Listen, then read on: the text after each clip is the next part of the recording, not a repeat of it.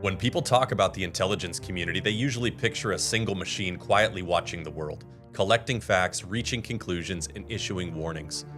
But that's not how it actually works. In reality, US intelligence is deliberately fragmented, competitive, and sometimes uncomfortable by design.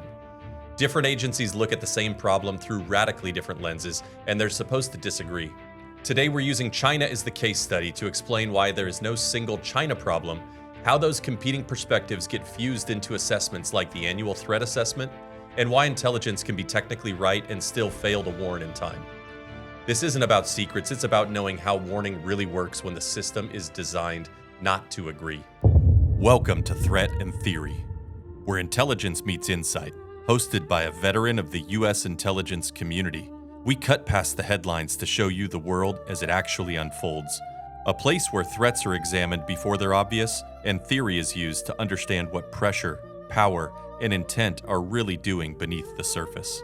Every episode breaks down complex geopolitics, tradecraft, hidden dynamics, emerging technologies, and the human element behind global events. It's like learning chess for the geopolitical world of today.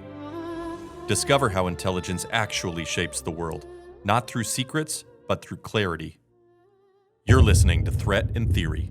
Let's begin.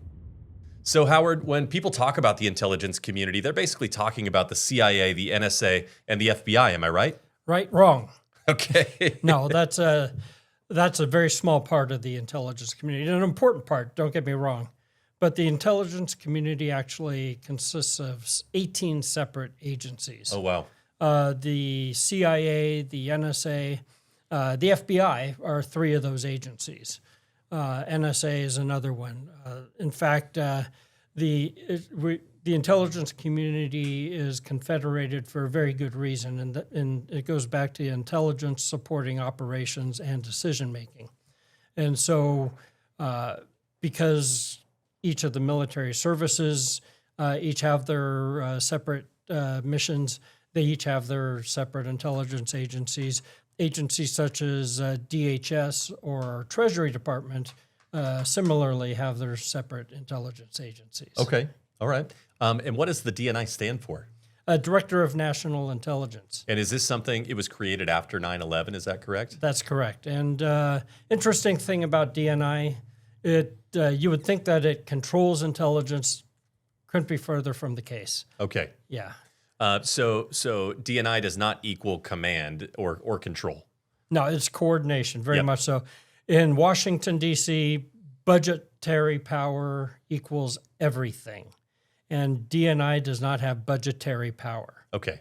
DNI has coordination power. Okay. This all sounds pretty confusing to me. When you work in this day in, day out, how do you make sense or clarity of that? Well, think of it this way. I'm always going to answer to the person who feeds me. And so if I'm in Navy intelligence, my boss is Chief of Naval Operations. If I'm NSA, then I'm going to answer to the Secretary of Defense because NSA is a Department of Defense agency. CIA is a national agency. It answers directly to the President and the National Security Council. It conducts strategic level intelligence, but each agency has its own fit and purpose, and we all speak with a different voice.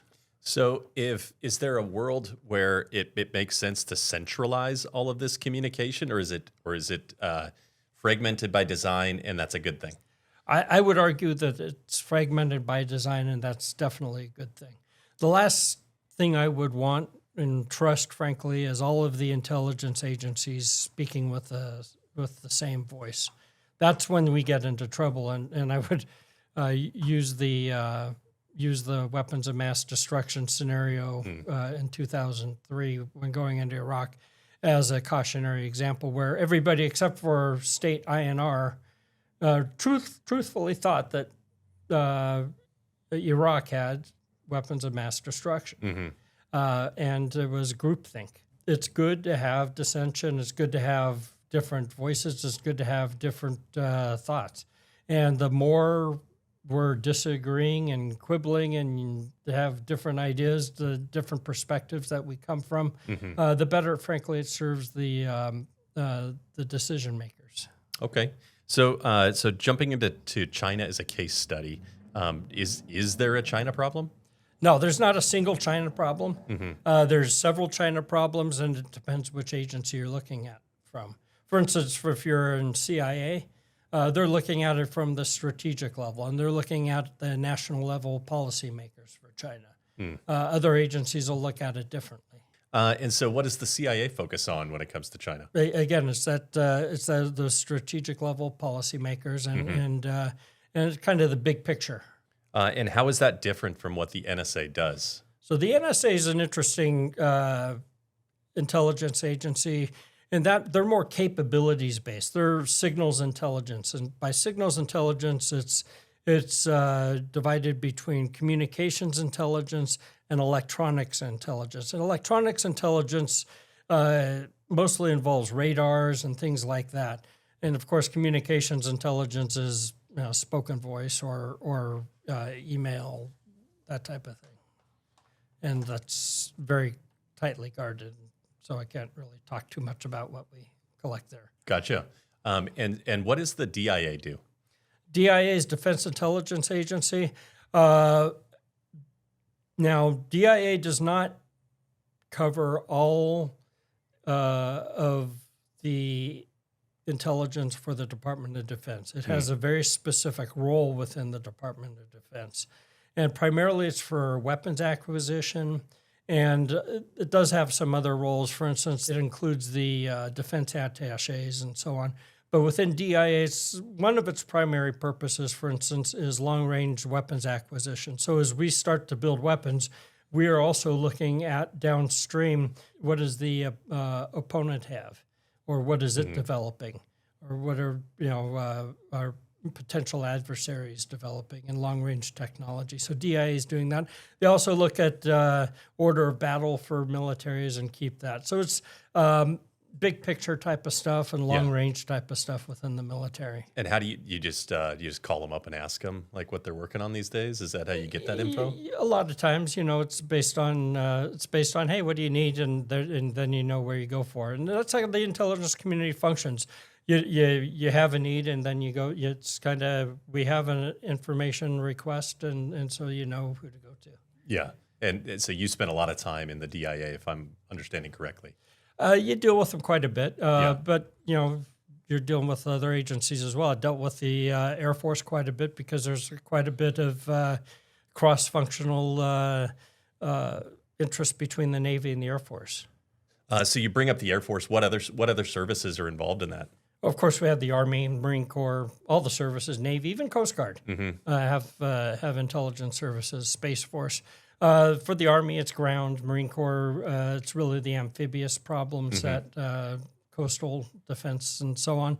Navy, of course, we're working in three domains: air, surface, and subsurface. And so it's a good, challenging problem set for us. Yeah. And people don't often think about the Treasury as having an intelligence angle, but why should they? Treasury has a very important intelligence problem set, especially when you're talking about transnational criminal organizations or terrorist organizations, because what they're doing is following money. And that's hugely important when you're trying to unwind these organizations and particularly affect them. We can do a great deal to stop bad actors by stopping the money flow. It always boils down to the money, right? It really does. Yeah. What about law enforcement? Does law enforcement have an angle here? DEA has a huge law enforcement. In fact, my penultimate tour in the Navy was with a command called Joint Interagency Task Force West, which was a DoD component. But we worked very closely alongside the Drug Enforcement Administration, as well as the Federal Bureau of Investigation. Now, the Federal Bureau of Investigation is kind of a quasi-intelligence agency and a quasi-law enforcement agency, in that their intelligence aspect largely involves counterintelligence, which means stopping spies within the United States. There are, as well as some criminal activities. But their but their law enforcement agency, of course, is arresting people in a law enforcement standpoint. So they've got a tricky kind of division of labor in that sometimes they're cops and sometimes they're spies, and so they have to deal with different legal regimens and make sure that they're not using the wrong regimen all the time. And that's tough for them. So, Howard, your second to last tour in the Navy, you were dealing with the Joint Interagency Task Force West. How did that position fit into all of this? So let's go with the acronym because it's easier. Yeah. JIADF West. Oh yeah, way easier. Yeah, it's shorter if nothing else. Yeah. And JIADF West, there are actually two counter drug interagency task force within the Department of Defense. JIADF South and JIADF West. JIADF South actually has probably the bigger mission in that they're dealing with a lot of the go fasts and so on coming through the Caribbean. JIADF West, we were really looking a lot at China. And China, this is going back to the China problem.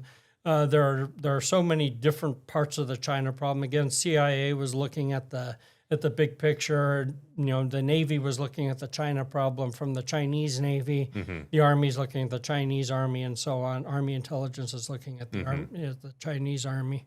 And little JIADF West out there in Camp Smith, Hawaii, we were actually tracking meth precursors back in the day. Now I think they're looking at fentanyl precursors coming from mainland China into Central America and South America. And what we were doing was attempting to cue our law enforcement partners. Hey, these guys are coming through on a shipment. And, in 2012 alone, I think we stopped 90 tons of precursors. And yet at the same time, the cost of methamphetamine was dropping in the United States. That's how much was coming across from China to Is that where the majority of that comes from? Yeah, that's what they were using. I hope those of you or the viewers there are familiar with Breaking Bad, and they talked about the P2P method. Okay, this is not the old method where you're using over-the-counter drugs or whatever. Okay. P2P is the old biker gang method, and in fact that's what they were using. The gangs or the cartels. And what they would do is the P2P method, they'd use about, 16 or 17 different chemicals, put the stuff together, and they were finding very high-grade meth coming across the border. And it was by the time I left, I think the amount of methamphetamine coming across the southern border was greater than the amount of cocaine coming across the southern border. Wow. It's a better business model for the cartels because they became the producers and the distributors rather than just the distributors. Okay. So you mentioned there's a JIADF West and there's also a JIADF South. Why is there no JIADF North? Nothing coming from Canada, I'm afraid. nothing they're worried about. Canada's really going to have to get their act together to necessitate the need for a whole interagency just on them. Yeah, maybe we can get a couple guys in a van or something. So we want to talk a little bit about the annual threat assessment as well. How do all of these interagencies and I mean there's 18 different agencies here. How do they all influence or how are they all affected by something like the annual threat assessment? Annual threat assessment's kind of an interesting product. I talked about the DNI not having any budgetary authority. Doesn't mean it's not entirely powerless. And one of the things that the DNI does is it coordinates intelligence. And the annual threat assessment is one of the things that helps coordinate it. And what it does is it brings together senior analysts from each of the services. And I say, hey, it's always a good thing where we have different opinions. Well, this is one of those things where we take all the analysts and we say, come up with a single threat assessment. And it's unclassified. There's also a classified version that comes out. And it basically says, hey, this is what we see for this upcoming year. Last year was kind of an interesting threat assessment, and it kind of got the administration in a little bit of hot water. It goes back to the Iran situation. Yeah, it was. They didn't think Iran was producing nuclear or had a nuclear program. They basically said, Iran has not made the decision Yeah. to build a nuclear weapon. Mm-hmm. That's kind of an ambiguous statement. That's a very ambiguous statement. Yeah. So if people read that, and, of course, what happens is, President Trump goes and we execute Operation Midnight Hammer, and immediately the isolationists on the right and most of the left jumps on him and says, "Aha! DNI Tulsi Gabbard said you didn't need to do that. It says you're wasting, this. You're getting us involved with World War III, et cetera, et cetera." That's not what it said. It said they had not made the decision to build a nuclear weapon. Yeah. It's like they had already enriched uranium up to 60%. And we knew that. In fact, the IAEA, the International Atomic Energy Association, had already confirmed that. That it's like you have all the pieces of a gun put together on the table in front of you, but you haven't made the decision to assemble it and put the bullet in. Yeah. Is it because they know once they have actually assembled it that threat assessment changes, like the rhetoric buried in that threat assessment? I would just say that the threat assessment was worded very conservatively. And I'm not sure that I would have, if I were on that panel, I would have agreed to that verbiage. Yeah. But then I'm probably why I'm not on that panel. So what should people take away from this? Well, first of all, intelligence isn't supposed to agree. It's designed to compete analytically in kind of the marketplace of ideas. And in fact, the ATA shows both the strengths and the limits of consensus intelligence. It tends to be bureaucratic, and it intends not to take that final leap when it comes to analysis. And we saw that with regards to the Iran nuclear weapon situation, where they weren't willing to take that final analytical leap that I think most intelligence analysts in a different environment would have taken. Intelligence is really about trends, thresholds, and warning. We don't just predict things out of thin air. I think they could have made that prediction based on those trends and thresholds. Is there a reason then that because that's coming out to the public that they would choose the verbiage that they choose then? I don't think they anticipated the strike. I honestly wasn't in the room. I'd hate to interpret their rationale for doing what they did. But for whatever reason, that was the decision they made. Yeah. Well, this has been enlightening as always. Thanks for bringing me up to speed a bit. I had never read an ATA report before, so that was exciting. And this thing comes out annually, right? It does. Yeah. And again, sometimes intelligence doesn't fail because it's wrong. It fails because it's too careful to be clear. Well, thank you for tuning in to another episode of Threat and Theory. I'm Evan Burgher. I'm here with retired Naval Intel Officer Captain Howard Hart. And we are, as always, looking for opportunities to enlighten the average viewer here on everything U.S. military intelligence and geopolitics. And if you've got any ideas on other topics that you'd like us to cover, please don't hesitate to send them in. Thank you so much for watching. Bye.